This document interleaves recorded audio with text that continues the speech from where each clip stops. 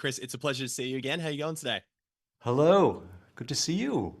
Thank you for taking the time to chat. This movie is beautiful. The joy and the laughter that filled the cinema we were in watching it was genuinely magical. It was beautiful. So congratulations on such a beautiful movie. Oh, thank you so much. My pleasure. And one thing that really stuck out to me and something that I loved is not enough people talk about the cinematography of animated films. It's deliberate decisions you make as a director to have a certain aesthetic on the film. And something that did stick out to me was the deliberate use of sort of handy cam, shaky cam moments in these really tense action set pieces. So I'm curious to know what the creative decisions and the inspirations behind adding those little camera shakes in there to sort of heighten the intensity. Absolutely. We have a cinematographer, Chris Stover is the name of our cinematographer on our team, and he has a huge job.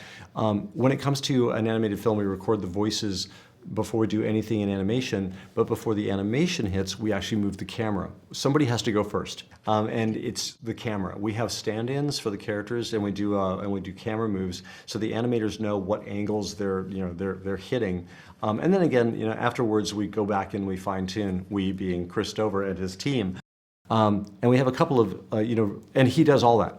He does all that. He's an artist unto himself, and he's always thinking about like the details and the really tiny nuances.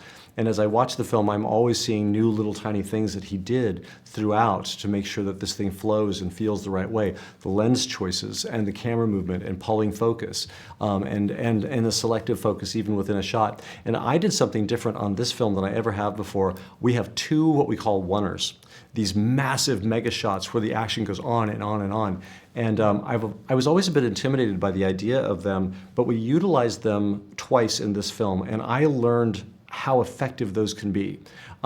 It's a lot of work to accomplish, but once that shot is in place, what you get out of it is a magnified effect, and I will always consider that to be something that we should do in the core of, say, an action sequence. It's truly incredible to look at. It's absolutely astonishing. I have a small anecdote from our screening, and there was a kid, probably maybe like 5 or 6, who was sitting in front of me, and at one point he got up and he came back with a popcorn, and before he sat down, he was like at the end of his row, and he just kind of looked at the screen in awe for 60 seconds before even sitting down. This just like 5-year-old kid, so enraptured by the film. And I was kind of moved by it. I love cinema. I think cinema's magical. And I was watching him sort of watch the film, and I thought it was incredible. And it made me curious to know, is there a cinematic memory for you that sort of stands out like that? Was there a moment where you looked up at a cinema screen and went, oh my God, this is magic, what I'm seeing on screen right now, much like this kid did? There are some movie moments that stood out to me and always have carried.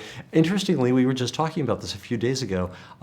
There's a shot in Chitty Chitty Bang Bang that is pure movie magic, and it's the moment of truth after Dick Van Dyke, his character has been locked up in this garage for what seems to be weeks upon weeks, maybe a month or so, and eventually the doors open and he rolls this car out. And that camera move and the car coming past the camera and the music swelling at that point, that I'm getting chills.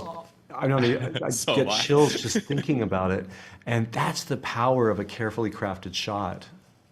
It's incredible. I'm getting the wrap now. This movie is beautiful. You've been a big part of my filmmaking, watch with Lilo and Stitch and How to Train Your Dragon and everything. I'm a big fan of your work, Chris. Thank you for taking the time, and I'm excited to use male bovine excrement as my substitute swear word from now on. So thank you for giving me that as well. That came from my friend in high school who used to say that. And I always remembered it. That came from my past, my friend Carlos that used to say that. And I was like, I finally have a chance to use it. And to have Matt Berry say it was like, that's a movie memory for me. It was perfect. It was perfect. So thank you again, Chris. I hope we get to do this again soon. Thank you. Thank you.